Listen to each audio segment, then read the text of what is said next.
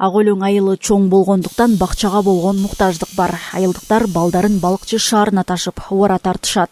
Ак өлөң калктоонушунун ортосунда турабыз.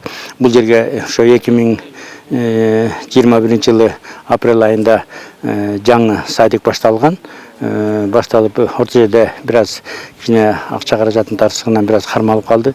Бирок мына бүгүнкү күнү бир 80%тан ашык курулушу аяктап, эл дагы аябай күтүп атат. Жаңы салынып жаткан имараттын курулушу 80%га бүтүп калды. Бакчада азыр ички жасалгалоо жумуштары аткарылууда. 2 кабаттуу 100 орунга ылайыкталган курулуш 2021 жылы башталган. Азыр курулушта бир канча жумушчу иштеп жатат. Жумушчулар жетиштүү, анча-мынча ичинде кайра оңдоп түздөмө иштери жүргүзүлүп атат. Бирок эмнеси калды? Жана серкинчек, песочница, качели ушул эмелер жасалып. Бакчада балдарга керектүү бардык шарттар бар. Заманбап эмерек атайын оюн аянтчасы менен камсыздалат. Бардыгы долбоордо камтылган. Жыл аягы менен айылдагы кичинекей бөбөктөр жаркыраган жаңы бакчада тарбиялана баштайт.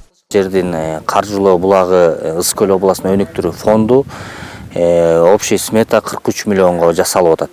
Кудайым буйрса, бала бакчабыз 80% бүтүп калды, 80% бүтүп калды десек болот. Азыр Кудай буйрса, октябрь, ноябрдын аягына чейин бүтөбүз да.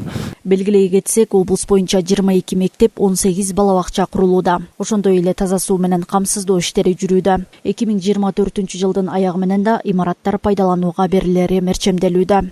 Айнура Достукбекова, Сталбек Саманчиев, Балыкчы шаарынан.